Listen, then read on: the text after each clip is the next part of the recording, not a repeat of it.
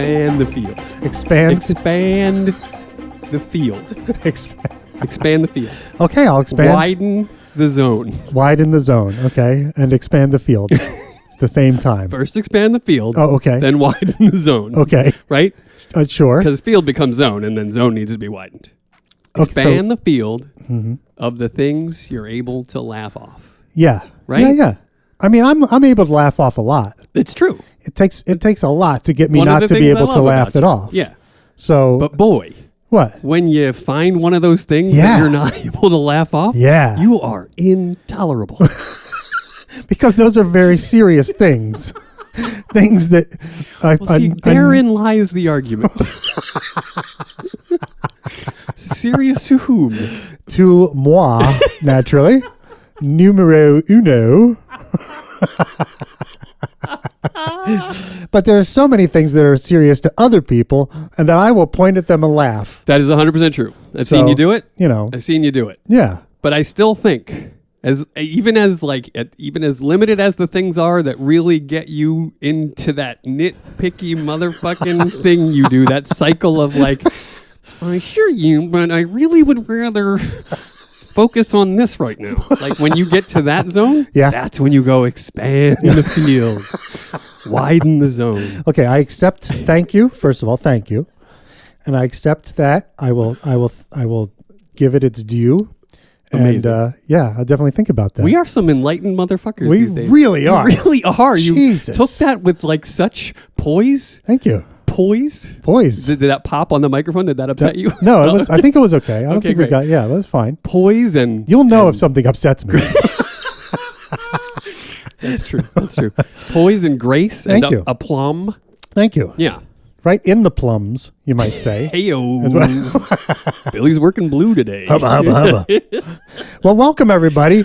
Welcome back to Confidentially Speaking. A better way to keep all of the things quiet until you talk to that one person that you don't have to keep it quiet with.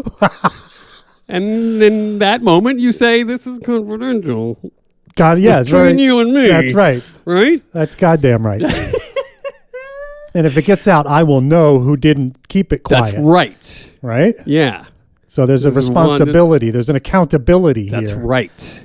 So and you know who you are, all you non-confidential speakers. You know who you are.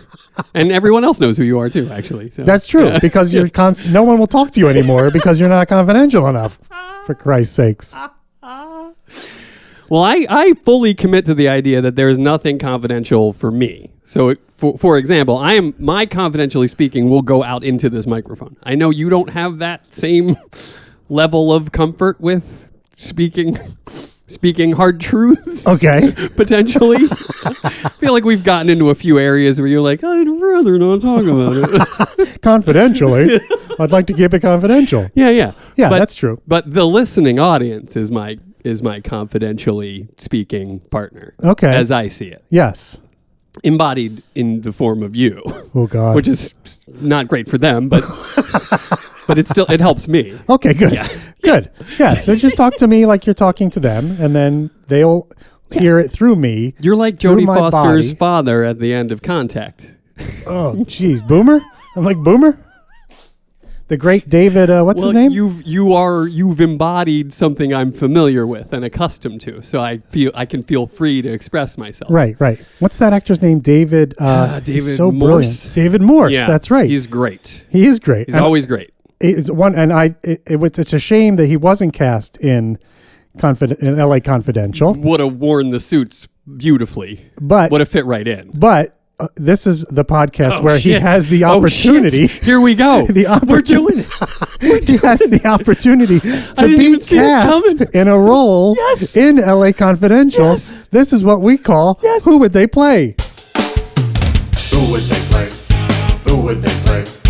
Ricky Jay, Tina Fey, Marvin Gaye, and F.M. Ray. Who would they play? Who would they play? Roger Moore, Shah Gabor, Pauly Shore, Tupac Shakur. Who would they play? Who would they play? Who would they play?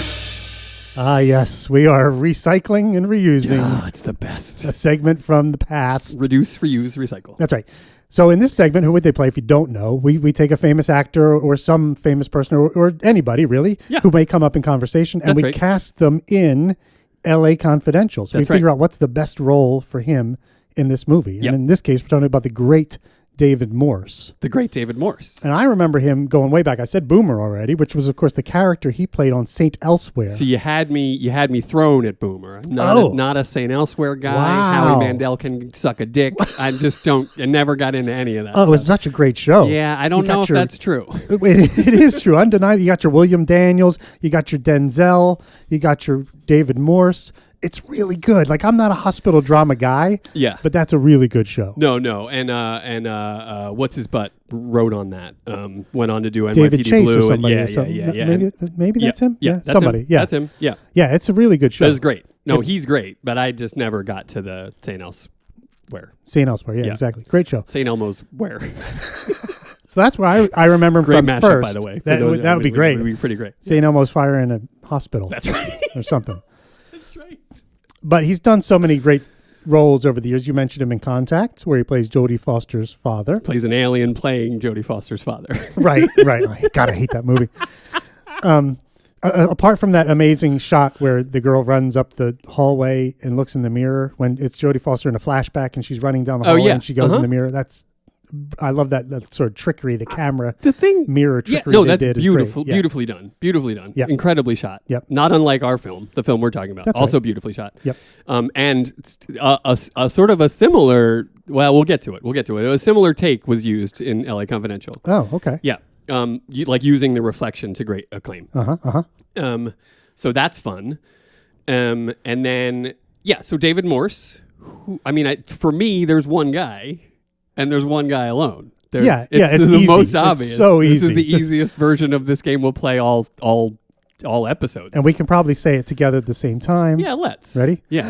Wendell White. Yep, Wendell Bud White. That's it, 100%. Because David Morse, if you can't visualize who he is a towering. Shame on you, first of all. Yeah, shame on you. Find out, because he's awesome. Yeah. Towering figure. Like the guy's towering. like 6'5", 6'6". I don't know how tall he is, but he's a big dude. And if you saw him, you'd be like, that guy's a cop. Like, he always plays a cop. He looks like a cop. Yep, He's always got a cop haircut. He's a cop. He's he's central casting cop guy. Right. One of the analogs to this movie for LA Confidential that he already played is The Green Mile, where he plays the muscle. The screw. The muscle in The Green Mile. Yeah, he plays right. Brutal. His name is Brutal. Yeah, that's which right. tells you all about, which is very much like our friend Bud White. Bud White. So that's easy. So what we're going to do is we're going to have corrals of all these people. This is how we do it. And then somewhere along the line, we can review and we can pick the best ones and blah, blah, blah. It's a lot of fun. That's Trust right. We me. have a draft day where we cast the film out of our other cast members, our other potential cast members. It's great. You're going to love it. You're going to love it. So there you go. We got to that right off the bat, which is fantastic. Oh, that's amazing. David Morse. David Morse, ladies and gentlemen. We appreciate you, David Morse. You are and alone and the Morse family. Our hearts go out to you. Hopefully you won't be lonely for long in the Bud White Corral. That's right. No, someone's coming. Oh, yeah. Knocking on the door. Someone's knocking on the door of that corral. There's tons of guys that could have done it, but... Sure. And they'll come up. Trust me. They'll come up. We're not going to force this kind of stuff. It just happens organically. Yes. So, in all respects due to Russell Crowe, who is phenomenal. Yeah, he's amazing. Could not have, I have a Russell Crowe thing. We're going to get into it. Bill has warned me against it, but I got a whole Russell Crowe thing we got to get into at some point. We will, trust me. The obsession was maybe born of Russell Crowe in the first place. Like, there's a weird, we'll get into it. We will. We'll do a lot on Russell Crowe. Yeah. No doubt. Can't wait.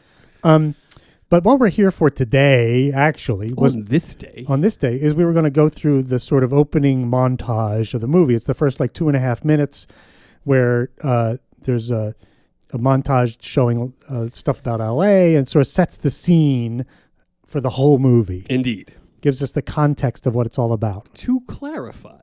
Yes, sir. We are eschewing chronology. Correct. We're starting at the top. But it makes sense to start at the beginning, right? I mean, we figured since this is episode 1, we'll start at the top. But using that argument, it also makes sense to get to the middle around the middle.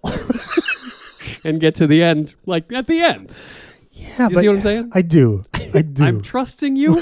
I have questions is all. I have That's questions.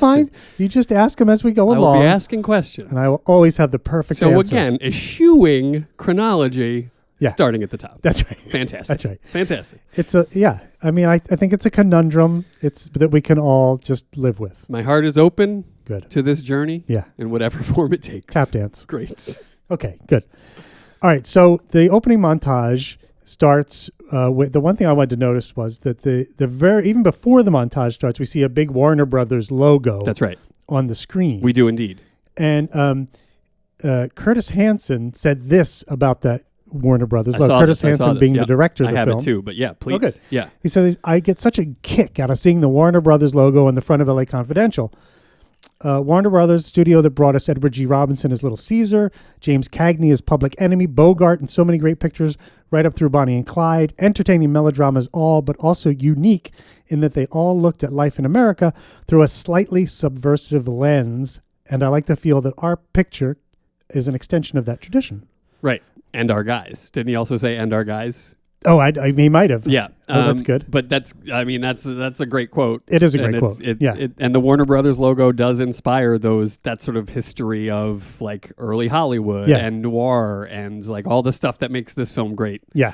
It is nice to see the Warner Brothers the Warner logo right at the top there. Just put it right up there. Right up there at You the just top there. start- Oh, my start it off gosh. right, you know what I You mean? got to start it Put at the the top, Warner don't Brothers you? logo right up there. Oh, yeah. You don't want no Warner Brothers up there. You want the Warner Brothers So up what are you there. going to do, Amos Brothers? No, you don't want the Amos What is Brothers. this, cough drops? No, We're not no. doing that. No, we ain't doing that. Warner Brothers. Warner- Get him right up there. Put him in the front. Right at the top. Yo, you don't want them at the end. You could miss them at the end. You could turn it Some off people before it's over. might have things to do. That's right. Put it right at the top. At the top. I Warner agree. Brothers. Okay, let's do it. Okay. Okay. Done and done. And it's amazing that, like, of all the, like, so many studios have come and gone since the time of Edward G. Robinson and James Cagney and Bogart and all that stuff. Yeah. But Warner Brothers, one of the major ones, is still around, still That's right. making movies, still Yeah. doing its thing. So it's really cool, like you said, to have that sort of retro-looking logo, too, at the top of the movie. Yeah, and maybe there's something to be said for like a certain production house being able to handle a certain kind of film because it's in their DNA, it's in their blood. It's like it's what they've always done, and there's all this stuff to fall back on, and maybe it's another reason this film was so good. Yep.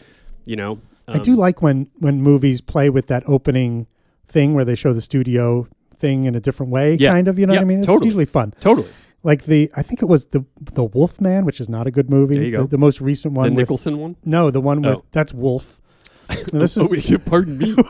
I didn't know I was speaking with the foremost expert of the wolf movies. you actually are. Oh, shit. Werewolf movies, actually. You are just a sardine can of nonsense. Like the more you peel back the lid, the more it's like, wait, he likes wolf movies? Some of the juice leaks out, you know what I mean? And it gets on the plate and you don't want And that. it's a little smelly, Yeah. to be honest. Like, no, everybody's like, what is that? Do you open, what? Is Bill here or did you open up a can of sardines? Now, this was a movie not many, I don't think a whole lot of people saw. No, I missed But Benicio del Toro did Oh. a remake of the classic The Wolfman. Well, that on paper, that seems good. There's that. Anthony Hopkins is in it. Okay. And it's written by the guy who wrote Seven. Whoa. Sounds great, Yeah, right? I mean, it's worth taking a chance on. It was. For sure. Unfortunately, it didn't pay off. I'm sorry to hear that. Yeah.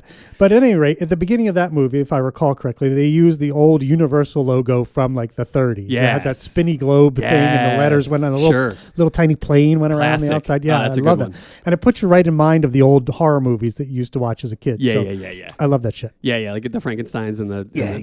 Yeah. Awesome. I am reminded of Raiders, where with the shot of the Paramount Mountain, and it's an actual mountain that Yes, then the logo goes away and dissolves into the mountain. That's brilliant. Yeah, that's I love really that. really well good. done. That's when Spielberg was at the top of his game, That's right. peak of his powers. But anyway, to LA Confidential, the first thing we see after that Warner Brothers Yes, thing, and there's another little film logo that comes up. that's right. The first thing we see is a postcard that says "Greetings from Los Angeles." Come to Los Angeles. There you, there you go. That's my DeVito, by the way. It's pretty darn it's good. adjacent to Pacino, but I'm gonna keep using it. Pretty darn good. I liked it. Thank you. And I love the postcard image because they are like you said, the dialogue is like sounds like a picture postcard. Come to LA, the orange groves stretch from mile to mile. Beaches all wide and inviting. Exactly, all that stuff. Yeah, just like a postcard. Yeah. And what's interesting about it is like the flips. What is the reality is the flip side of the postcard, right? It used the beautiful pictures and everything that we see is just the perception of what LA is. Right. But behind that, there's all sorts of crazy shit going on. Absolutely. Which is kind of like what this whole movie is about. That's right. So I love that. Yeah. And did you know, you probably did because I know you like to come correct with your research. I do like to come correct. You got me. That when they pitched this movie, when Curtis Hanson pitched this movie to Warner Brothers, he didn't bring the script and hand them the script and say, here, read this and see what you think. Instead, he just brought like a bunch of mood boards. Yeah. And one of the mood boards had picture postcards, just like the one here in the top frame, of LA from the time period. And it was one of the things of pictures like the orange groves and the homes that we see on the opening montage. Also, those little houses that were built all over the place. Yep. The opening of the freeway, which was a big deal in 1953. Huge. The year that this movie opens, all that kind of stuff. And they also had other things like a page from the Confidential Scandal magazine, which is what is the basis for Hush Hush magazine. Yeah. And pictures of like Robert Mitchum being arrested, which is also referenced in the movie. Yeah.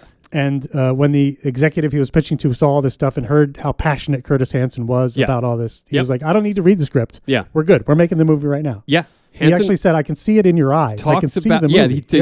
He talks about the stack of 20 or so photos that he had that he showed to Kevin Spacey, and he showed to everyone. He showed to everyone in the film when they met with him, and he showed to the producers, and it like, instead of showing them a script, he showed them sort of what the movie would look and feel like. And I think that's brilliant. It is brilliant. I don't think that works anymore. Like, I don't think you could get away with that anymore. Right. Because companies are so risk averse now that like that would not be enough for them.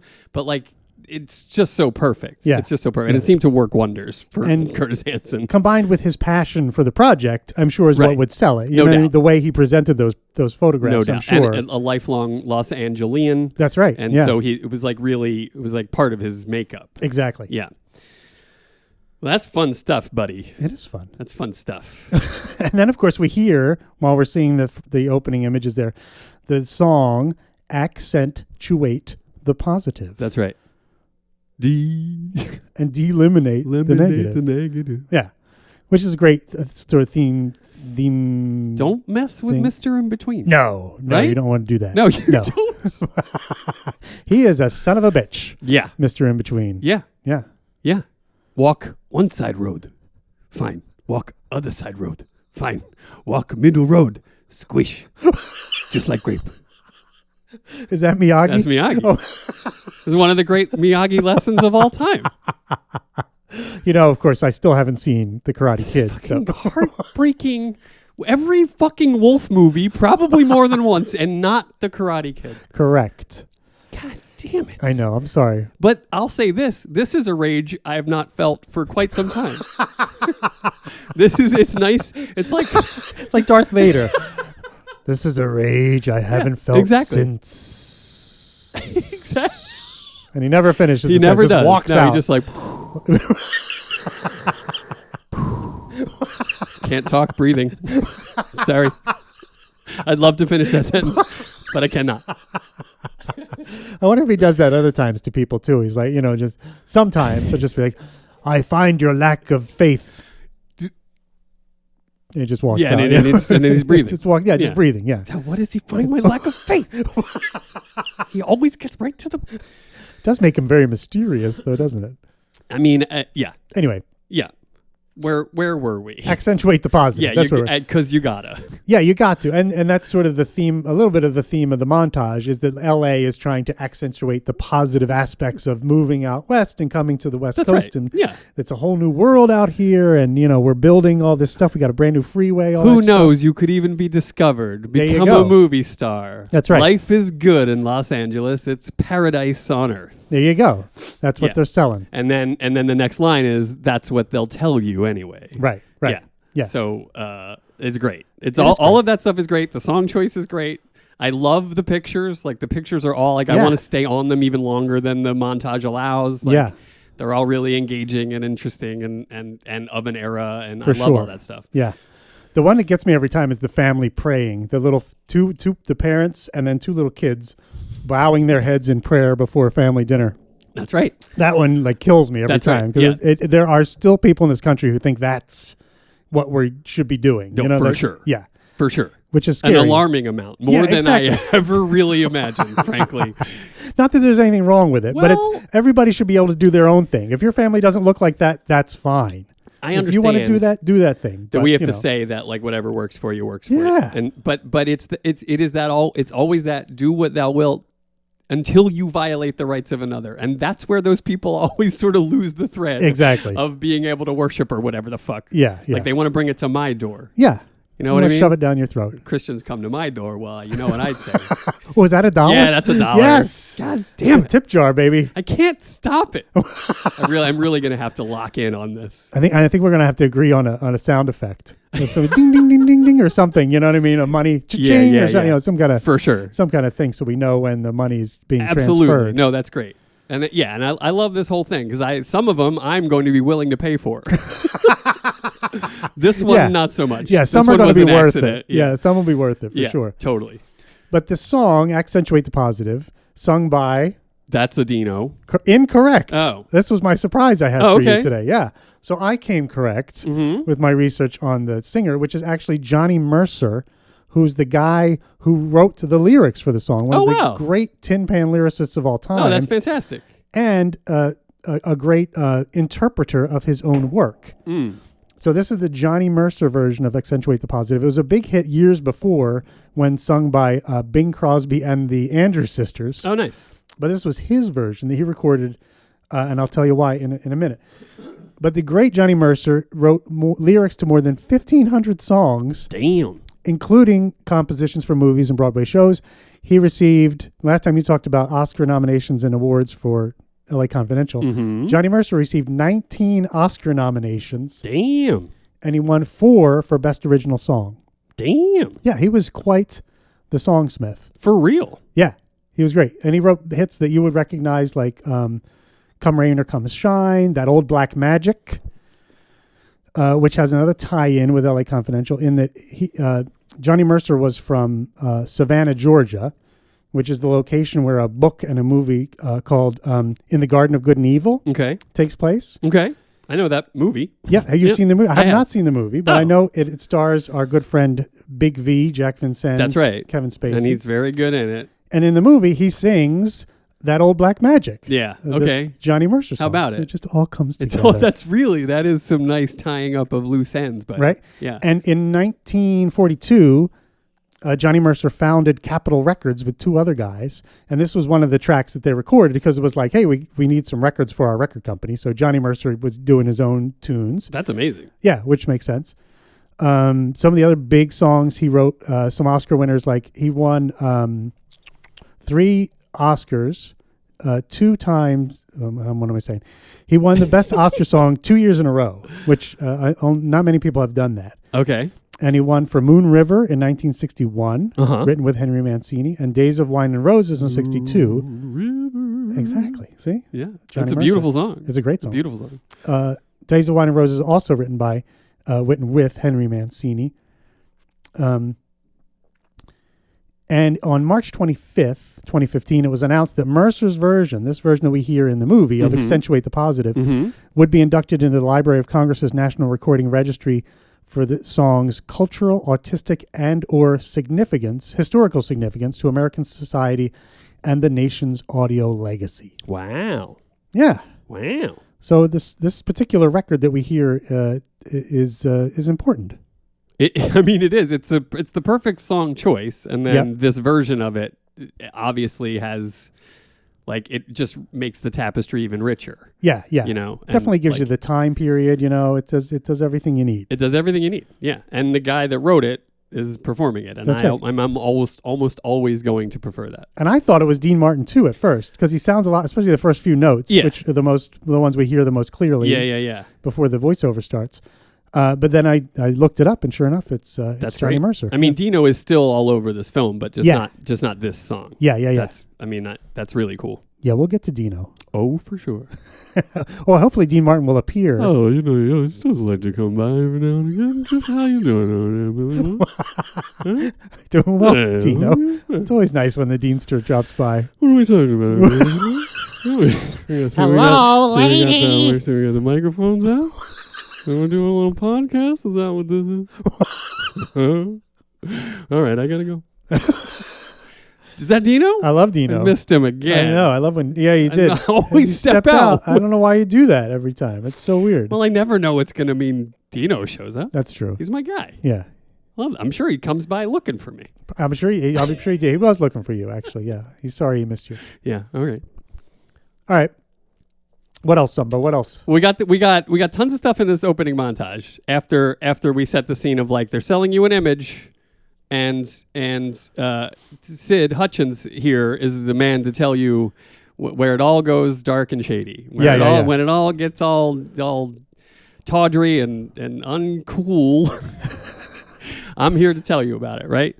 So then he goes into like what's happening in the world, and we hear a little bit about the sort of the inciting incident in a way is Mickey C, the big gangster in L.A. getting locked up, Right. getting taken away because there's nothing original in Hollywood, tax evasion. That's right. Like they did to Al Capone. That's right. Yeah. So we sort of learn that in this opening montage, and there's pictures to support that. And we see actually we see a little scene where they come to That's right. Arrest him for tax evasion or whatever they're doing. In Serve his him a big, beautiful summons. mansion. Big beautiful mansion. Yep. And his little bulldog comes out. That's right. Yeah. Which is, and of course, Mickey C was a real person. I don't know if you knew that. No, but for sure. Oh yeah. Gangster. Oh yeah. And he did have a little bulldog like that, and his bulldog's name was Mickey Cohen Jr. Love it. Yeah. Love it. Yeah.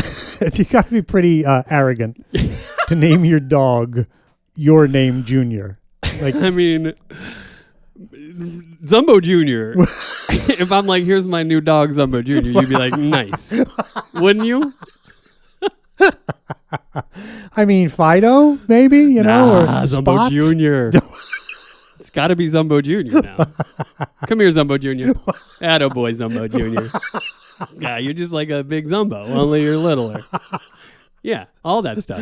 Yeah, okay. That seems fun for me. Looking forward to that. I'm saying this is where me and Mickey C, Just wait till you have to get... we're both huge mansion guys. We both like to name our dogs after us. Just wait till you have to get Zumbo Jr. fixed. See how that feels. Tough it out, Zumbo Jr. You're going to be all right. It's going to be okay. Will you wear like a sympathy cone on your head too for Zumbo Jr.? Oh, definitely. Okay, good. Definitely. That's and I'll nice. probably also get fixed in solidarity. So, I mean, I got nothing left for Fine that as well. stuff. Yeah, what am I doing with it? Yeah, exactly. Yeah. That's fair. Yeah. So, yeah, don't diminish the idea. Mickey C's on it, man. Yeah, I love Mickey C. And we also learn about Mickey C's right hand, Johnny Stompanato, That's right. which is one of the best names ever. It is a great name. Isn't it a great name? And another actual real person.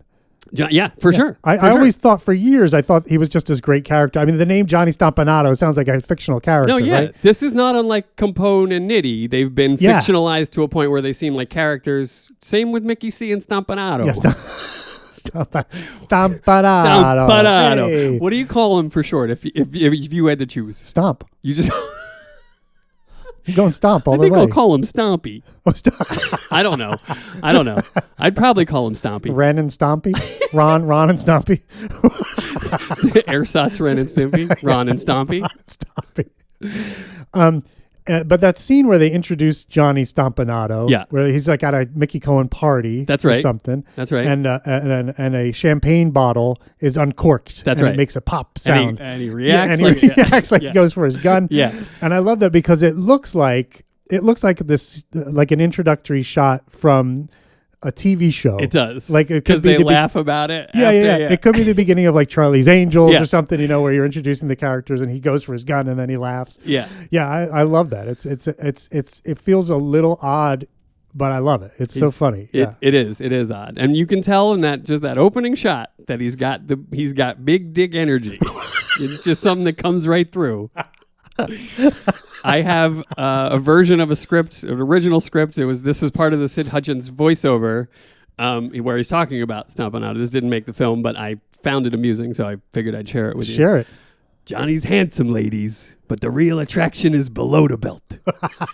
Second only to Steve Cochran, he's sometimes known as Oscar because of his Academy Award-sized appendage. Oscar. That's so good. I love that. That made me laugh out loud. Stompanato. Stompanato. I guess maybe you would just call him Oscar. I'd call him Stomp, but that's me. Yo, what up, Stomp? Well, all right. Yeah. You don't want to pay homage to the appendage? No. What can I tell you? I mean, what can I tell you? I understand. I'm a little intimidated. I mean, what can I say? You know what I mean? Absolutely. And the real Mickey C can be seen, I think it's right after that little bit with Stompanato, or it could be just before, where he says the dapper little gent. The dapper little gent. Whatever. Yeah. Is doing it all in style. Yeah. And you see a tray of champagne glasses. And then the next little frame is the real Mickey Cohen having some big party. Everybody's in tuxedos and all that kind of stuff. That's right. So if you want to glimpse Mickey C, get in there. Take a peek. He doesn't mind. He doesn't mind at all. Not to put you on the spot, did you know the actor that played Mickey C? Do you know his name? Not off the top of my head. Yeah, me neither, but I've seen him in a bunch of stuff, and he's really good. Yeah, he's all over the place. Yeah, we owe that guy one. Yeah, we'll have to say his name at some point because he's really good. He is good. And Mickey C, that's it for Mickey C, the whole movie. He does his little dance. He goes to the door. He says bullshit. And that's pretty much it for him the whole film. That's right. So the guy probably was on an under 5 contract. No doubt. You know what I mean? No doubt. Which is where if you say 5 lines of dialogue or fewer, yes, the union allows you to pay that person 5 and under. Yeah, a small fee, a stipend, really, to be part of the film. Yeah. And and there are a lot of 5 and unders in this movie because they spend a lot of money on cast. Totally. 45 locations, 80 speaking parts. Yeah, that's a lot. That's a shit ton of both. Yeah. And not to mention that in the book, however, there are 1,000 locations and 1 million speaking parts. And they had to winnow that down a exactly. bit. And even further when they got to the budgetary restraints of the movie, because there's tons of detectives and cops and all kinds of people. So much. Yeah. And to its credit, I'm glad you brought this up. Thank you. I didn't mean to interrupt. I hope that's okay. Yeah. There are no massive crowd scenes in this film, like zero, but it never feels like we didn't do it justice or whatever. Doesn't feel you know what I mean? Unpopulated. But other directors, I think, would feel compelled to create some huge crowd scenes. There are moments in the book, certainly, where it works, and then and in the story it could work, but they just didn't do that. And it's like the crowd's as big as maybe 12 or something, you know what I mean? In any shot. And I don't know, it's like, it's to its credit, it really works. Yeah, they make it work. Yeah. It's great. The actor's name, by the way, is this just in. Oh, good. I'm picking this up. Paul Guilfoyle. That's right. Paul Guilfoyle. Yeah, the great Paul Guilfoyle. The great Paul Guilfoyle. Yeah. He is really good. Like he's got that character actor face. Yes. You put him in a tie and he'll be whatever you need him to be. He could be a cop. Yeah, he can be a lawyer. He can be a gangster. Could be an accountant. Yeah, he could be anything. He just works. Yeah. He just works. Yeah, he's great. He is very good. He was also seen in Air Force One and Primary Colors. Does he play a real person in Primary Colors? Probably. Too? Yeah. Probably. Yeah. Yeah. Interesting. It is interesting. Paul Guilfoyle. We'll be getting back to him, I'm sure. I hope so. Yeah. What else? What else you got? You got stuff? I do. So I wanted to go back just a second, if we can just rewind, in the spirit of not doing this in chronological order. How I love this idea. To go back to the section about movie stars, where Sid Hutchins says, "You might even be discovered." Yeah. Right? And they show a few frames of 4 movie stars from the era. Ooh. And I just wanted to touch on them. Let's get into it, yeah. So the first one is very recognizable, Marilyn Monroe and Jane Russell. Yes. Next to each other. And that 1953, the year this movie takes place, was the year they made Gentlemen Prefer Blondes, which is a big movie. Sure was. For both of them. The second person that you see, I thought it was Vivian Leigh, but it's not. It's a woman named Elaine Stewart, who had a supporting role in the movie The Bad and the Beautiful, which is one of the movies that's on the marquee when Vincennes comes out of the bar. Oh, fun. Behind him on the marquee, you see The Bad and the Beautiful. Okay. At the movie that's playing in the theater next door. Dig it. And she had a romantic fling in that movie with the character played by Kirk Douglas. She was also in a movie. She was in 3 other movies in 1953. So she was. So I think the reason they chose these particular celebrities, for one reason, was that they had a very 1953 centric thing about them. Yeah, that makes sense. She was in 3 other movies that year. One called Take the High Ground with Richard Widmark. A comedy called A Slight Case of Larceny. I've seen A Slight Case of Larceny. With the Mixture with Mickey Rooney? Yes. Yeah, so you're very familiar with I guess. work I of didn't Elaine know it Stewart. at the time, but yeah. And she had a small but key role as Anne Boleyn in Young Bess in 1953, which I think was... Young Bess. I think... Not the one with Betty Davis. I don't think Betty Davis plays Queen Elizabeth now, but Young Bess refers to Queen Elizabeth II. Okay. And so she plays Anne Boleyn and presumably gets, her head chopped off at some point, probably pretty early in the movie. Yeah. But 4 movies in 1 year is pretty good for old Elaine Stewart, who I had never heard of, frankly, before this. Right. So the third one they show is a familiar face. Frank Sinatra is there. And, speaking of big dicks. Old Frankie Sinatra, right? I guess. 120 pounds, 15 of it was cock. That's what they say. I'd only ever heard of the blue eyes. I was not familiar with... You're not paying attention, buddy. Clearly I'm not. It's out there. Wow. So we got Frankie. And then the fourth one is another beautiful young lady, Rhonda Fleming, again, who I was not very familiar with. I have no idea who this. that is. She had acted in more than 40 films, mostly in the 40s and 50s, and became renowned as one of the most glamorous actresses of her day, nicknamed the Queen of Technicolor because she photographed so well in that medium. By the way, her day is the day of glamorous actresses. Right? To be the most glamorous in an era when that's all that was important. Yeah, with Marilyn Monroe and Jane Stewart and all those kinds of people. Yeah, for sure. She did a bunch of movies in 1953 also. She was in one with Ronald Reagan called Tropic Zone. She also played Ronald Reagan in Tropic Zone. Well, it sure seems hot down here. Let's bring down that wall over there. Knock it down. She also played Cleopatra in a movie called Serpent of the Nile. Oh. And then she was in a movie with Charlton Heston, a Western called Pony Express. Pony Express. I think the name says what it's about. Probably, I would hope. And then she was in 2 movies that were shot in 3D, which was a trend and a fad at the time. Right. One called Inferno with Robert Ryan. Ooh, I bet that was fun in 3D. Right? Flames shooting off the screen at you. Robert Ryan just staring at you, being all mad. Yeah. And then she did one called, I don't quite understand this one in 3D, but okay, a musical called Those Redheads from Seattle. in depth-defying 3D. I mean... Fuck them. I don't know that I've ever seen Redheads from Seattle in so much depth before I'd seen it in 3D. I mean, 2D, it was something to see.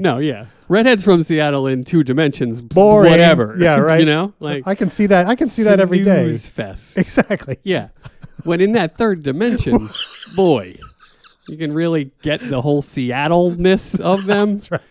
And also the soullessness of a redheaded person. It really transports you. It's a different experience in the 3D, for sure. I'm dying to see it now. And in 3D to boot. I mean, yeah, it sounds great. Yeah, for sure. But are you going to, I'm sure you can't see it in I'm 3D sure I can't anymore. either. Yeah, I'm pretty sure they destroyed every copy of that in 1954. Yeah. Rightfully it so, was in probably. The Inferno. Yeah, right. In the other 3D. Robert Ryan made sure we would never see that movie again. But it sounds fascinating. Wow. It sounds horrible, but fascinating. Those are tasty, tasty tidbits. You like those? I love those. Oh, good. I love those. Who needs a tasty tidbit? You do. Bill's got them. Bill's got them. This week, anyway. Yeah, I know. This is beginner's luck, or you just coming correct Yeah. initially. I've had years to prepare this episode, so that's why. Yeah, well, speaking of years, Yeah. the script got worked on over the course of several years. Tell as me. Well, well, Okay. it did. I mean, there was, it's the way it unfolds always, and there are people with ideas about what book could really make a great movie. You have to get the writer involved. You have to get the director involved. You have to get people on board, sort of making all of the necessary changes that you need to take a medium, storytelling medium like a big fucking book. Yep. Which LA Confidential is. It is. It's a pretty sizable book. I'm reading it right now, and I'm about halfway through, and it's 500 pages. Yeah, and it's dense. It's dense. His writing style, a lot happens in a Yes. short space of time. Yeah, some fucking moron would have tried to shoot this book, and it would have been a 9-hour schlock fest. Well, I'm glad you bring that up because, I'm so glad that it didn't get made today. Yes. Because we would have gotten LA Confidential Part 1. Yeah, exactly. And then we'd have to come back 2 years later and go watch LA Confidential Part 2. Exactly what I mean by a 9-hour schlock fest. Yeah, It which would have pisses been me nonsense. off. Yeah, or it would have been a series. They would have made a Right. 10-episode It would have series been out of it. Yeah, where and they would have the dragged middle it 4 out. episodes would have been like filler and nonsense. Exactly. And They then- dragged it out to get to 10 or whatever that they need. Yeah. That's So, the way it's going. Yeah. That's for sure. but I'm so glad that didn't happen because it's perfect. It's one of those movies that got made when it should have been made and Yeah. how it should have been made Yep. and all that stuff. And it's great. It is great. And so, but one of the pieces of the puzzle ultimately was Brian Helgeland, who was Yes. the co-writer. Right. And has written a bunch of good stuff in his own right. And I'm always going to see who wrote it because that's the important part for me. Mm-hmm. And he there's some great stuff around this film and Brian. He won both the Oscar for this film Right. and the Razzie in the same weekend for the same year of movies. He took the best screenplay for LA Confidential, and the worst was for The Postman, Oh, yeah. which he also wrote. With Kevin Costner. Yeah, with Kevin Costner. Yeah, The Postman. Which is not a bad script. No, I 'Cause saw the there's movie. very little script, in right, fact. right, yeah. You know what I mean? Yeah, yeah. I think what it does in terms of language, it does pretty well. It's just not a great movie. Yeah. So I'm not sure I agree with him getting the Razzie for that, but I think it was just like the punching bag of that year's Razzie. It certainly was. A Yeah. lot like Waterworld. Kevin Costner again. Kevin Costner had made a couple of real stinkers in there that Sure weren't did. as bad as their reputation. No, Waterworld is not bad. I know you like what's her It's name in not- Waterworld? Jeannie. Yeah, Jeannie Triplehorn. Jeannie Triple. Yeah, yes, I wear my triple horns proudly. Yeah, but Waterworld, it's stupid. It's galactically stupid. That's impossible. That's an But impossible statement you it's just made. kind of fun. It's really fun. Yeah. You got your Dennis Hopper. As the bad guy. You got Like, your what do you Kevin want? Costner. Yeah. You got a gilled up Jeannie Triplehorn. Are you kidding me? She's got gills, Bill. I know she's got extra orifices. Extra gills, Bill. How fun is that? All right, now I wasn't thinking about having intimate relations with the gills until I didn't you said say- so. I didn't say that. And then I didn't say that.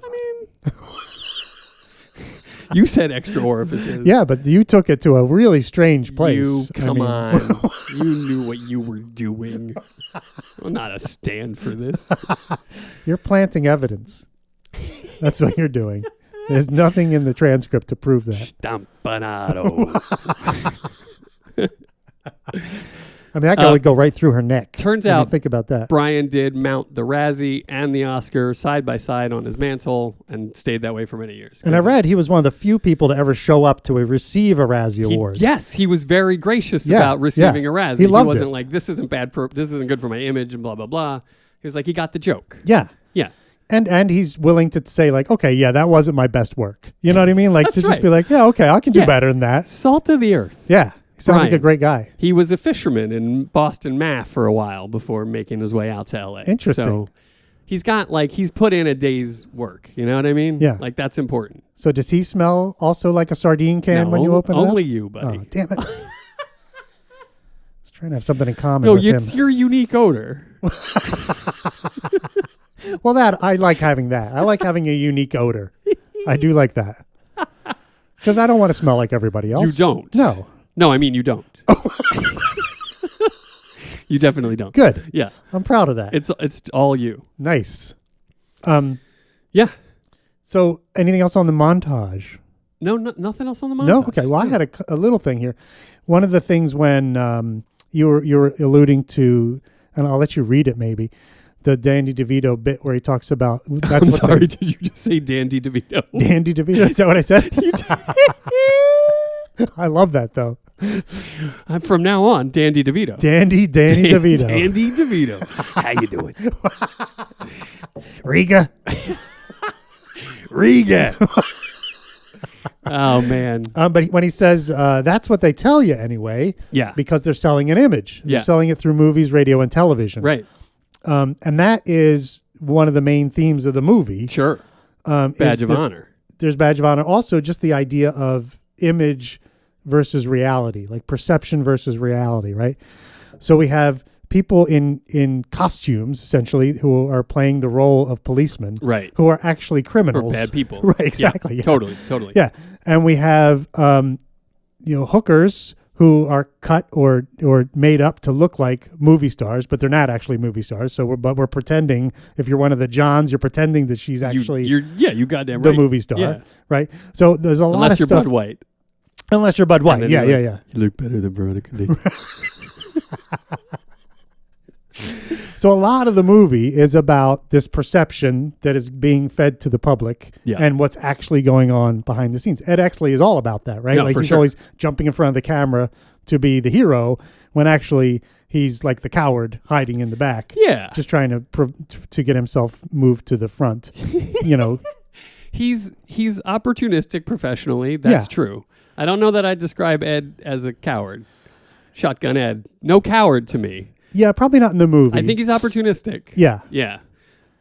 His character in the book is sort of, we'll get into that later, but is portrayed a bit as a coward. But yeah, in the movie, he's a little more, it's just such a nuanced character. I love that character. All of the divergences that keep us from the idea that these are all kind of the same guy. Like initially, like one's squirrely, one's brute, one's slimy. Right. Like they're all more in the book, I think. Like each of them, right? Yeah, each yeah. of them, there's time to draw that stuff out a little right, more. which you would expect, for You sure. would. You totally would, yeah. But yeah. So the journey that they're on is all like it's starting in a place that is supposed to make us believe that they're completely different people and they hate each other and all that stuff. And I like I said in the last episode, I love going on that journey. Yeah. To get to a place where it's like, oh, okay, I see. You're actually all pretty much the same. Right. Perception, again, the way we perceive them at the beginning versus what is actually going on. Exactly. Curtis Hanson, the director, summed it up this way, this sort of theme, the difference between illusion and reality, or image and reality, the difference between how people see themselves and how other people see them. Yeah. There's a really thin slice of a Venn diagram in there. Like Yeah. Some of it is true in both realms, but mostly there are two very opposing points of view. Yeah, like I think Bud White sees himself as a little boy. You know what I mean? Yeah. Just as a little boy strapped to the radiator. Still you know what trying I mean? to save mom. Yeah, exactly. totally. But everyone else sees him as this incredibly scary, big, brutal dude. Absolutely. Yeah. Yeah. And everybody sees Jack Vincennes. And that's true of most of those like physically aggressive guys. They're all That's right. They all just have like some arrested development because some abusive thing happened to them. Yeah. Yeah.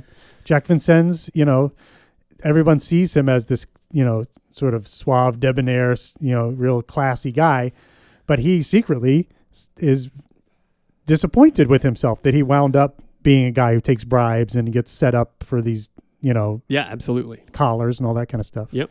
So fascinating. Yeah, it's all great. It is all great. And so I wanted to, and at the very end of the montage. I have something here too. I just noticed. Oh, good. What is it? Do you want to do it? No, you go. You sure? Because I'm coming to the end. Unless we want to do it out of chronological Mine's right order. at the end. And Okay, order, good. I mean, fucking timelines don't matter, right? So let's just, you go. You started. I just wanted to get it in there. So yeah, at the very end, they have some covers of Hush Hush magazine that appear on the screen. And it's funny how the one that they show ties in with the rest of the movie. So one of the stories in the magazine issue that we're seeing on screen has a story called Ingenue Dykes in Hollywood. Yes, that's right. Which is one of the things that comes up later Yep. in Vincennes' introductory scene. He's dancing with a woman named Karen, and Sid Hutchins comes She's a up. dick to Sid. Yeah, and she ruins it. Yeah. Or Sid Hutchins ruins his chance with Karen because she was part of this article called Ingenue Dykes in Hollywood. Mm-hmm. And then there's also a story. There's a picture of Mickey Cohen on it, and then there's another story in the in that edition called Exposed, Hollywood hobby is wife beating. Which also, again, sets up, it sets up exactly what is in the next scene, which is Bud White. Bud White. Going after We learn about how he hates a lady beater. Yeah, exactly. So. Yeah. That's amazing. Yeah. So were you paused? Oh, you're damn right I did. And did you get up all close to the screen? Like you see what did they? I didn't have to get that close, really. Oh, no? It was pretty clear. If you get the right frame, I mean, it's pretty clear. It's clearly it's something they thought about. Yeah, right, exactly. And wanted to make good on. Yeah. That's just brilliant. They're just little Easter eggs they put in there for you. Yeah, just keeping the story tight. Yeah, you'd never notice it while watching the movie. Bolt tightening here and there. Just like we're going to stay locked in the whole time. And I love that when there are things in a movie that fit together, like little tiny details that they put in that no one will ever notice, but really pay off in the long run. Here's one. Okay. Right at the very end of that monologue. Yeah. And I might be putting the cart before the horse, but we don't care about that, right? No. We can put carts wherever the fuck we want, right? Okay, I'm doing it. Right at the end. I mentioned earlier the inciting incident is Mickey Cohen going away, which Sid tells us creates a vacuum. Yes. And it's only a matter of time before someone with balls of brass tries to fill it. That's right. That is such incredible foreshadowing. Yeah, it sets up the whole plot of the movie. If you're right, but so you have a term for these people that are authority figures in law enforcement. The brass. Yeah. If you're fucking paying attention, it's right there in the opening monologue. Yeah, exactly. It's so beautiful. It is beautiful. It's great. So it's beautiful. Perfect. And that's what I thought too. It just makes me so happy. I thought the same thing when I watched it again and listened for those words. And I was like, it was a revelation. Like, oh my God, it's like it made me so happy. It's like The Sixth Sense. You're watching like it was all there all along. Yeah. It's brilliant. And it's those moments are why I write stuff. It's why I work in the theater. It's why I've watched this movie 1,000 times, because those moments are they're the things that fill me up. They make me very happy. Yeah. And it's so satisfying to me. I'll go you one further. Please do. On balls of brass. Because you might want to write that as brass balls, right? But it doesn't send the same message. It doesn't at all, no. That you're insinuating if you say balls of brass. Do you know what it takes to sell real estate? I do. Yeah. Does that count? I mean, it has to. $2. Yeah, I know. It's an expensive episode already. But that is that subtle difference. Exactly. Really very meaningful. It is very meaningful. Yeah. I agree. Because you could easily, because it is almost saying two different things, right? Because one is brass balls. That's not actual. It could be actual brass balls, like we see like Harry Glenn Ross, right? Right. But the other way, just got him in a briefcase, exactly, for making the speech, like you do. But the other way around, we're saying the balls first. Like you have a person with balls, is what he's saying, right? You got a person with balls, right, and they're made of brass. That's right. Which is, in my mind, slight. I guess it's a slight difference, but I mean, it's a perfect. You operate in those tiny areas. Yeah, I do. And it makes. I think it's a brilliant little bit of writing there. Yeah, I agree. Because it's perfect. No, I agree. And that's the last thing we hear before Sid gives the famous sort of his little sign off. Right. That he does at the end of it, his little signature. Hush, hush. Yeah. Which is great too. I love that great when he does the little It is thing. great off the record, on the QT. And very hush, hush. hush. Yeah, I love that they use on the QT, which is a very really great expression. Yeah. I try to use it myself. Do you? When Oh, I that's can. nice. Sure, Yeah. absolutely. Because no one uses it let's anymore. Keep this on the QT. I don't even know what it stands for. Yeah. Do you know what it stands for? Nope. Nope. Here's what I was about to say. Because I know what I made it mean in my head. Oh, good. To make it work. Yeah. But here's one of those things you don't really show to the world. This is a vulnerability. Appreciate my candor, please. Okay. Try to avoid making fun of me for this, although the impulse will be there. I thought it meant... I mean, it never would have meant this initially, but in my mind, QT was quiet tip. Oh. Keep it on the quiet tip. I like that. Do you? I do. I mean, it seems like a silly thing that a 12-year-old me would have been like, that probably means that. But it makes sense. It does. It does quiet at least, It which does, is good. right? Like I think contextually I knew what on the QT meant. Yes. But I don't know what Q and T meant, so I made it up. We still don't. How do you know I made it up? That's $3. I know. I can't stop. Yeah, man. I was happy for that one. You're gonna happy to pay for that one. Happy to pay for that one. Yeah. I really was. You're going to need to take out a loan. Took a little moment. I was like, is this worth $1? And then before I was even finished the sentence, there's a voice in my head. You're goddamn right it is. And I said it. And I'm not scared. I'm not scared of $1. I'm not scared of you. I'm not scared of sardines. Okay. Good. But yeah, I love that little bit of... I'm dying to find out what QT means now, though. I really want to know. Well, can we get someone? We've always needed an intern. We always have. We still don't have one. God damn it.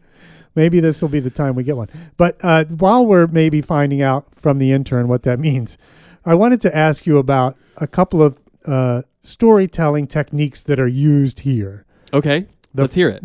A little bit we talked about before we turned the mics on, but the first one is montage. That's the use of montage in general. In some screenwriting circles, the use of montage is frowned upon because it's seen as telling and not showing, right? So, because there's a lot to cover here in this little montage. In the 2.5 minutes of this thing, we learn about, the setting of the movie, it's LA and the time period, some of the history, the thing about the police force and the TV show. We get to Mickey Cohen and Johnny Stompin'. Like there's tons of stuff going. We meet Sid Hudgens for the first time. There's tons of stuff that they cover in here in a really short amount of time. Totally. Which is very economical. Yes. Which is good. Yes. But I know there are people... Thumbs up. I gave a literal really did. Physical thumbs up. Which is good. Zumbo, are you with me? I'm going to gesture so I know that you're paying attention.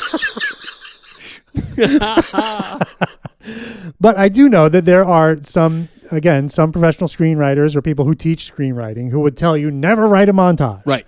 Because it's cheating. It is. Right? It is. What are your thoughts on that? Well, I have a few, and I think it's beautifully done here and rarely so. Right? Yeah. So like we have it really well executed in this case, and people try to do it this way and they fail miserably often. Yep. I think one of the things that stood out to me about this montage and a few of the others that we see throughout the film, and we talked about this briefly, is that it's a voiceover, but it's not really a voiceover.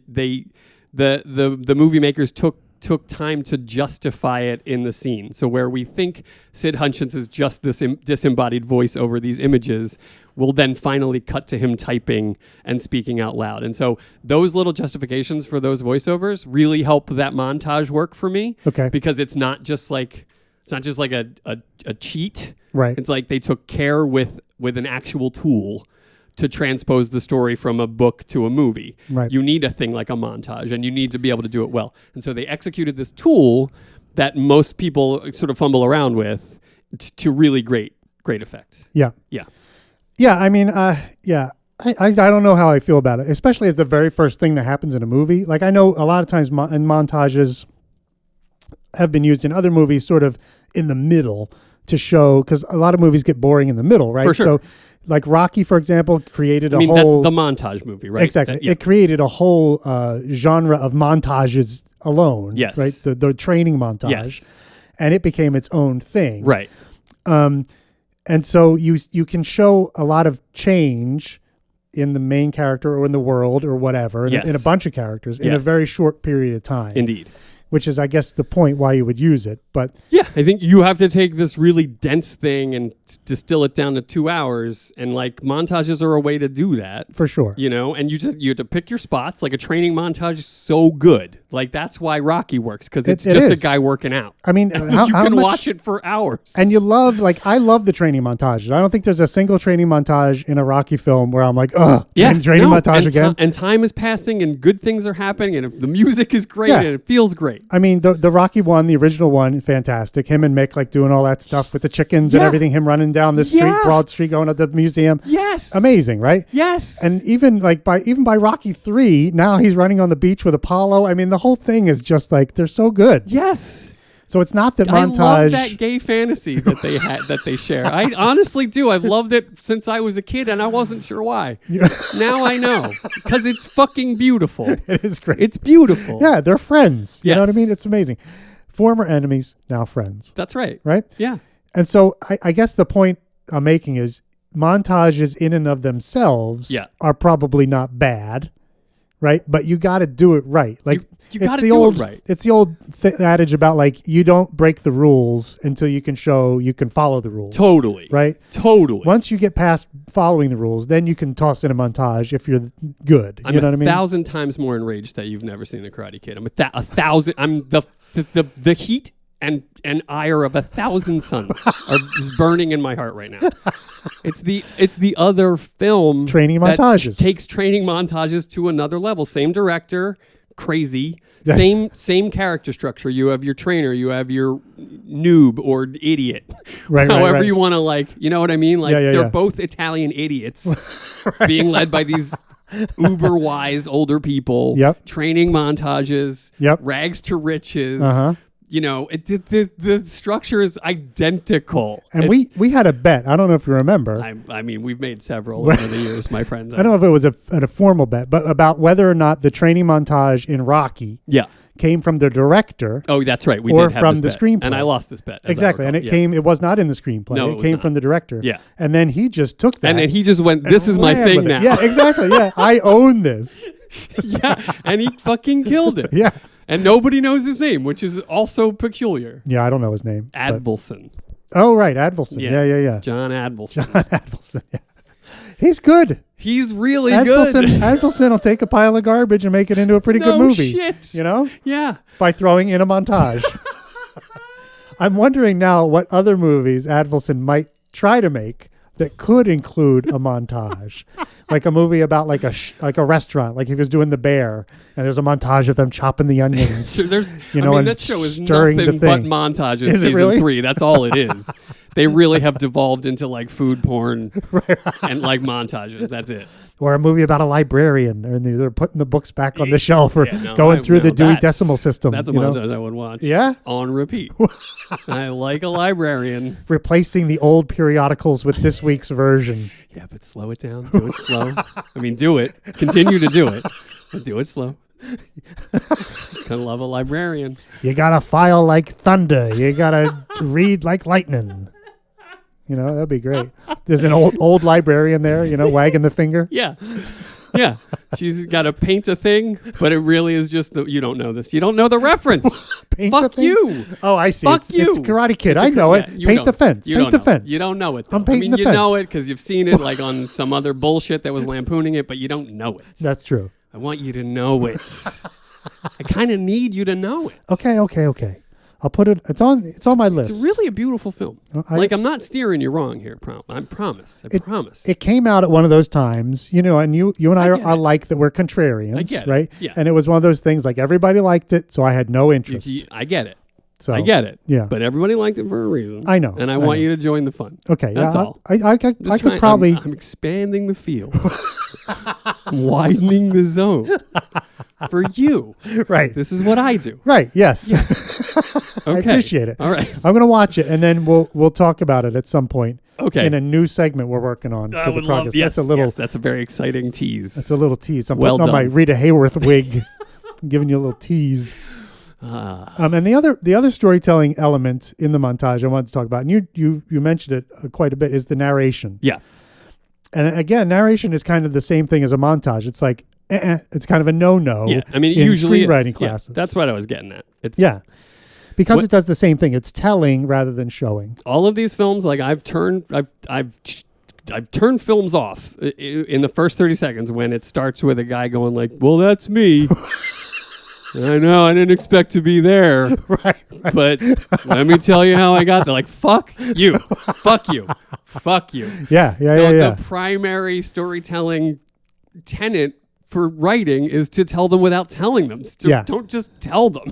Right. It's just infuriating. Yeah, it's true. And so many people like do it incorrectly. Yep. Or with very little idea about how to properly execute it. And a lot of times it's done like if they were adapting, say, a book that's written in the first person, right? Like Call Me Ishmael, whatever. That's right. And you make the book and you have narration. And I think there is in the John Huston version of Moby Dick, I think there is narration in that. But I don't mind it, and it's done well. Yeah. So, but I think narration is a crutch. You know what I mean? It is. But in this film in particular, for me, I think they nailed it every time. And like you said, it's not really narration. Like we think it is at the beginning. That's right. But it's actually just a guy writing an article. Justified. In real time. It's justified. In the movie. In a way that seems naturalistic. Right. Like, I mean, as naturalistic as a guy speaking aloud the thing he's writing, which is like, it's fine. I'll take it. I'll accept it. I'll accept it. I will. I've done it. It's my one nit to pick. I do it. In this montage. You don't do that? No. Oh, I do that. Do you? I mean, absolutely. I do move my lips. Yeah, and you like, do. And like talk a little bit, but it's not. I'm not saying it out loud. But I'm not like and very hush. I'm not getting all like very self-satisfied in that moment. He's like, I fucking nailed another one. Yeah, I'm not doing that. Sid, you lousy bastard, you did it again. Yeah, no, you're right. There's a little bit of that. That's my one nit to pick with this whole thing. That also brought me joy. Yeah, I will say. And there's another one when they do it later. He does another montage when they're going to the Victory Motel for the first time. It ends with them going to the Victory Motel. Yes. And in that one, to compress it a little more, when he types the word hush hush. Yeah. He only uses 2 keys. You don't hear like the first time he does it in this montage when he types hush hush, you see him typing 4 keys each word. Right. So it kind of, okay, fine. But in the second one, when he does hush hush, he just does click, click, click. And that's it. Like, well, he had the hush button installed on the typewriter. So he doesn't need to. He's like, if I'm going to end every fucking article this way, I'm going to need to streamline this process. So let me get a hush button. That's right. Just a hush button. It's trying to save him. Hush. That's right. Future Sid, who has arthritis, is going to... Well, he doesn't live that long, but if he did? Spoiler alert. I guess we can't worry about spoilers since the chronology is all screwed. Well, we're assuming people have seen the movie, right? And if you haven't seen the movie... Just watch the fucking movie. Yeah. It's a good one. It is good. You'll thank us for it. And then you'll probably really watch it again Yeah. at some point when we talk about something you don't remember correctly. And you'll enjoy all this nonsense even more because you'll know what the fuck we're talking about. Yeah, it'll be a context for it. Yeah, exactly. Absolutely. So, yeah. There you go. But yeah, the narration, when he comes back and he's all, like you said, self-satisfied. Well, I like VOs they're tough. They are tough. And I just worked on a play that was heavy in the VO and did it really well, so it wasn't a burn. But like when actors and artistic teams weren't in the room, we kind of goofed on it. You know what I mean? Because it really felt like in a lot of ways there was a chair on stage, and it felt like that old like. Well, hello there.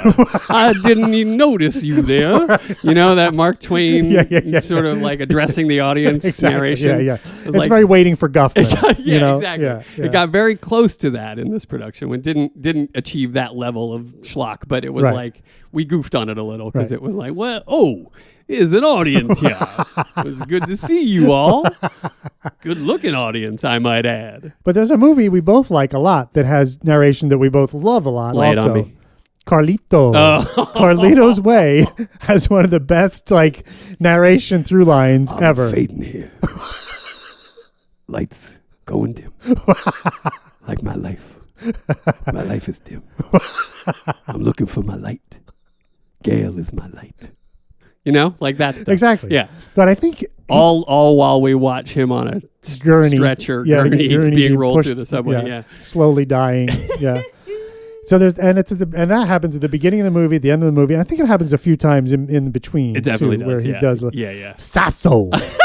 That's another one where we meet Sasso for the first time. Like Sasso, that fat bastard, or whatever. Blah blah blah. Sasso.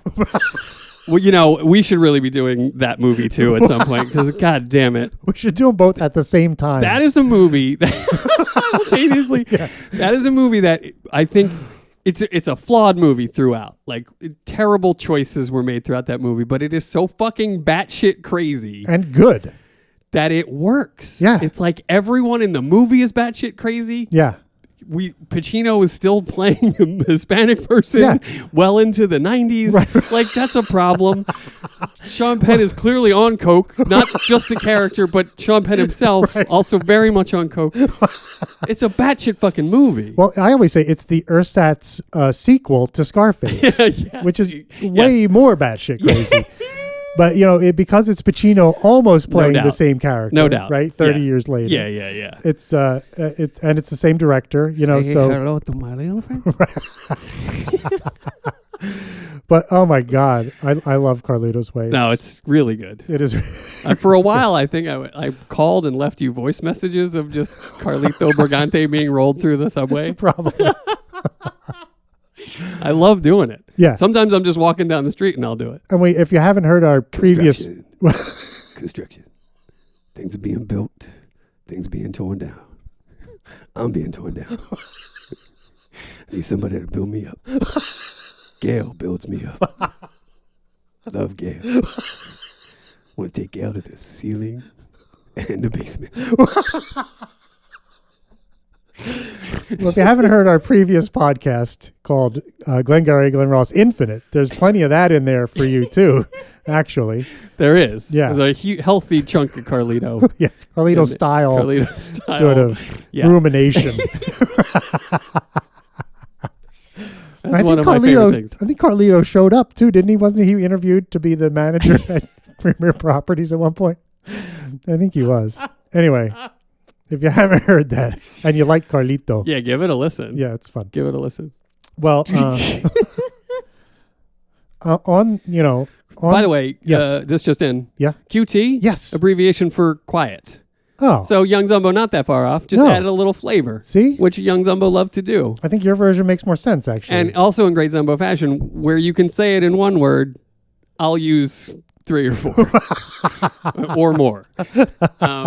So just quiet. So the Q and the T, the beginning and the end. They're eschewing the vowels, essentially. All the vowels. I and the just E. take the vowels out. Just the Q and the T, no U, I, or E. It's very Wheel of Fortune. Like we didn't have money to buy any vowels, so we just went with the Q. We went QT. Keep it on QT. Keep it quiet. Oh, that's interesting. It doesn't help you syllabically. It doesn't save you anything syllabically. No. So like in a haiku, QT and quiet, same deal. It was much better in my imagination. I have to say. Yeah. Yeah, like you had imagined it meant something like something quintessential cool. Termination of noise. Yeah, something like that. Yeah. Something really interesting. Like it had some military thing where it was like, look, they would say that on the radio, keep it on the QT keep or whatever, so that the enemy wouldn't know what it meant or whatever. You know what I mean? So yeah, that's an easy one to figure out. Though. Just quiet. 12-year-old Zumbo went quiet tip. So I sussed that one immediately. You did. Keep it on the quiet. Keep it on the quiet. Keep it on the quiet. Yeah, as opposed to on the loudmouth. What's your relationship with gossip? I know you're looking at the timer. I get it. I understand. What? No. What's your relationship to gossip? Like what kind of gossip? Like Hollywood gossip? Any that kind of gossip. We could do small town gossip because probably one you're more familiar with. I know you have barriers in your life to the bigger gossip, the Hollywood gossip. Yeah. Well, the Brennifers of the world. Right. I generally steer clear of gossip, I have to say. You do. Like, yeah.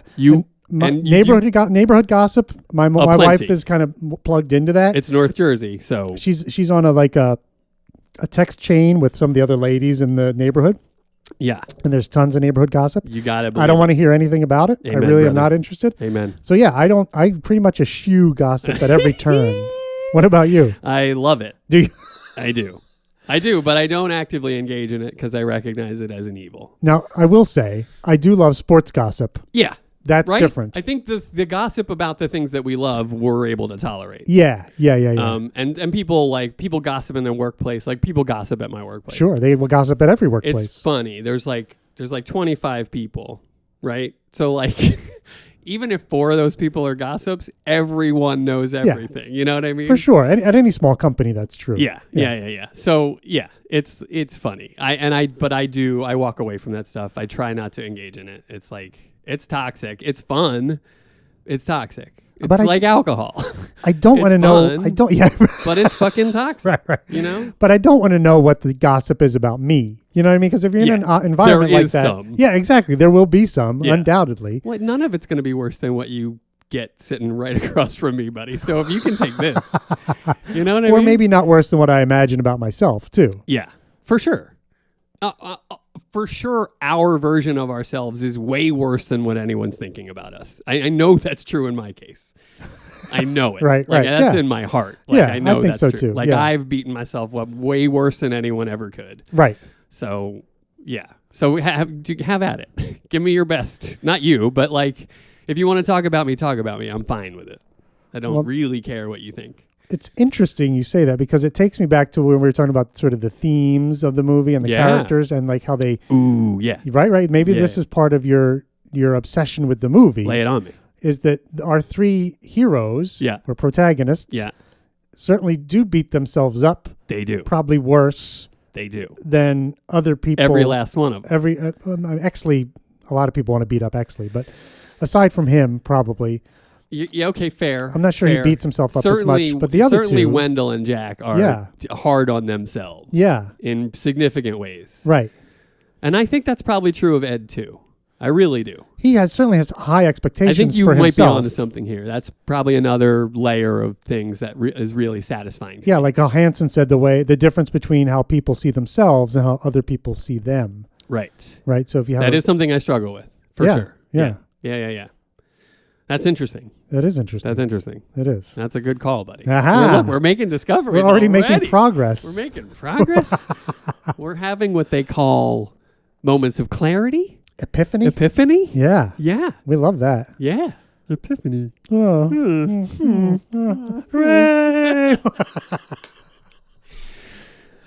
Well, I feel good about this. How are you feeling? You feel good like we're done? I like think you're so. wrapping it up? I feel that way. Do you feel like you have anything else you want to share? I just want to say one other thing. Please do. I just want to say one other thing. Okay. I think we brushed over it, or rather, I brought it to the table. I presented it to you in gracious form, and you jumped right over it. Okay, you were like, I got no time for this. All right. What is it? I wanted to talk about Badge of Honor. Oh, yeah. And why I think that TV show in the movie, it's the show in the movie. Right. Right. It's the show that Jack Vincennes is the sort of consultant on. Exactly. Right? Like how do you walk and talk like a cop? Yes. Jack is the guy. Right. Based on Dragnet, of course. That's right. It's a copy of Dragnet. That's right. And he loved that gig because it got him real close to all the starlets and all the fun and all the parties and all the ways to make money and all the ways to make busts. And so that was really good for Jack. He loved it. And then they threatened to take that away from him, and that's why the thing. But I just love the title, the invented title Badge of Honor, because I do think every one of these three characters, like honor is so paramount to them, right? Like in a way that Jack has eschewed for many, many years, and it's bubbling up now and getting him to a place of like real self-discovery and real like. Ed always had sort of honor in mind in a very specified way, though. You know what I mean? Like he's dishonorable at times. Like he'll rat on his team, but he sees that as honorable. Exactly. Right. That's it's kind of is the honorable thing to do in a normal society. Yeah. In the dysfunctional LAPD, it's not. Well, this is very interesting. When Bud White, when they were like rat on your guys or turn in your badge, and he just immediately takes his badge out. Exactly. Like he just like, doesn't even think about it. He's like, well, I'm not doing that other thing. Right. Like that's what I feel like I would do. It reminds me of A Few Good Men. You don't have to wear a badge to have honor. That's right. That's right. Yeah, exactly. He's still honorable in his mind. Exactly. He's honoring what he believes to be honorable. I think as I'm trying to discover what honor is, like I really do think that's a theme that's playing in my life. I think that's another reason. That's another reason this film like has meant so much to me, continues to mean so much to me. Yeah. Yeah. Yeah, I love the title Badge of Honor. Badge of Honor, right? It's so perfect. Yeah. So much better than Dragnet, for heaven's sakes. You know, in this context, because that's what the movie really is about. Are they wearing that badge with honor? Right. You know what I mean? Are they standing by their oath that they took when they accepted that badge? And Badge of Honor, the little snippets we see of it in the film really seem like that kind of Dragnet-y, like real dry police procedural stuff. Yeah, propaganda. Yeah, for like sure. they're good people, all of them, and they're all trying to do the right thing. It's the criminals that take them down. And yeah. Yeah, I want to do a whole episode, at least one episode on Badge of Honor, in depth at some point. I'm down. But yeah, I take your point. It's got a whole episode's worth of stuff in it. Yeah, especially looking at Dragnet and the history of Dragnet and all that. There's tons of stuff there. I love it. I love where your head is at. I love where your body's at. Because we podcast together. That's right. Yeah. Because Vincennes, I know, had an analog in the real world. Yes. Right? Who was an LAPD cop who advised the producers of Dragnet to make that movie. No doubt. And the movies that he's probably a TV show. And the TV shows it spawned. Right. Yeah, exactly. Yeah. And TV shows that it was spawned, like Adam 12 and Emergency, which are essentially the same show, just in a slightly different and they are all lens. like Adam 12 specifically. I remember it being like, this is such an idealized version of what these motherfuckers are. Like, are you kidding me? And what's also hilarious about it is a police procedural, and it is so procedural. Like, they will show them like, it really this is the time when the cops take their bathroom break. You know what I mean? Like, it's so specific when they're filing paperwork, and we're seeing them literally just sitting there typing. It puts the P in procedural. Oh my God, it puts the yawn in like paperwork. I mean, it shows them doing these little menial tasks, saving kittens from trees. Yeah, totally. Fixing a little kid's bike, you know, or whatever. Like, doing these little menial jobs that are not exciting in the least. Yes. But they're like you said, propaganda to show the world like all the stuff they go through and what a hard job it is and blah, blah, blah. Yep. That's fascinating, I think. Because I happen to love Adam 12. I don't know about you, but I grew up on Adam 12. And the first lunchbox I ever had was an Adam 12 lunchbox. Is that right? Yeah, that's a true story. And I remember on the front, you know how they had it was one of those metal ones that had the like embossed images on it, so it's kind of raised. Totally. And the one on I love those. I did too. Yeah. Everyone did. It came with a thermos. And the Dukes of Hazzard. there you go. Yeah. The one on the front, the image on the front of the Adam 12 lunchbox, which scared the shit out of me, was one of a kid with his head stuck between the bars of like a gate, like at a park. His head was stuck between the bars. And the two officers were there like with the jaws of life stretching the bars open to extract his little head from the thing. Oh my God, dude. Look, there were two things in that era. There was like quicksand and getting your head stuck between railings or banisters or bars. Like, I was so afraid of getting my head stuck between bars because of early TV. And quicksand, like, I don't even fucking talk about it. I don't even want to fucking talk about it. It barely exists in the world. Right. And I grew up terrified of it. Like, fuck you, Gilligan's Island. Oh my God. But yeah, I want to get into all that stuff. Yeah. No, I love that. I love that. I wrote it down. I can't wait. Good. Well, you got anything else on this particular section of the film, the montage? No, not at all. We covered. No, I think we pretty much nailed it. We plastered. I mean, without like reading it verbatim and breaking down every little word, which would be tiresome. I think we covered the big points. Yeah, this was tiresome enough. Hey, come on. No, I'm sure. For some. Yeah. Some loved it. Just not me. Right. I loved it. Yeah, I loved it too. Okay. And some other people did, but some other people have turned it off a long time ago. There's no questions. And that's cool. That's fine. No, I don't give a shit. Yeah. Listen or don't listen. Exactly. Go listen to what you like to listen to. That's right. We'll do what we like to do. Maybe they went to watch the movie. I can't listen to another word of this until I know what the fuck they're talking about. Yeah, that would be good. That would be good. That would be great. Yeah, you're welcome, Warner Brothers. Fucking, kick a little bit of that back to us. And if you're a Prime person, it is free. LA Confidential, as of this date, which is July. If you're a Prime person? January. Where are we? January. What's the matter with you? 2025. You all right over there? No. Okay. It's like January 3rd is today, I think. Yeah, January 3rd, 4th. 4th, 2025. Jan 4 today. January 4th. As of this writing. Right. I just love to say that. As of this writing, it is free on Amazon Prime. So if you want to run out and listen and watch it, you can. Well, I purchased this long ago. Yeah. As I knew I was going to be needing to watch it on the reg. But I was surprisingly cheap. It was like $4. Did you go like down the corner and there was a guy with like a trench coat on with USB drives inside the trench coat? You want to buy a movie? I got Hanson Films over here. Huh? 8 Mile? Huh? Did you know that? Did you know he did 8 Mile? River Wild.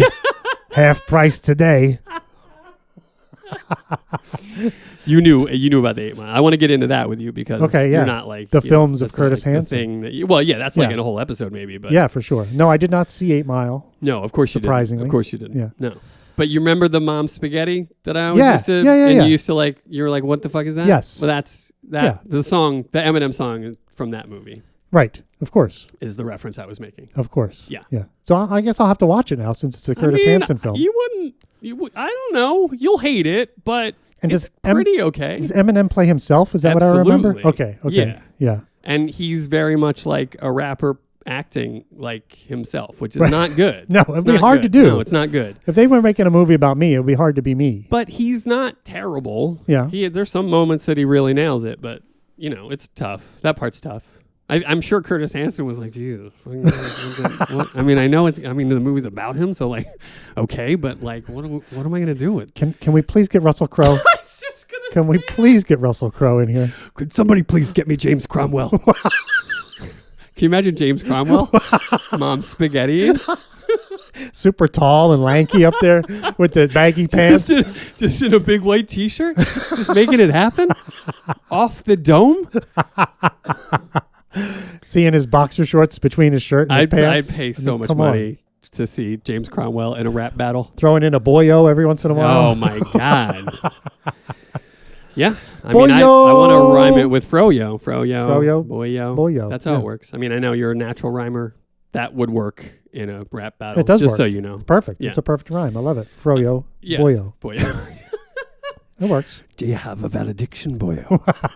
Maybe we end every episode with that quote. Maybe we do. I don't know. I mean, It's I a don't good know. one. It's a great one. Yeah. And when we get to that in the podcast, I can't wait to talk about it because that moment is just exquisite. Amazing. Yeah. Exquisite. Fantastic. Exquisite. Perfect. People are talking about it.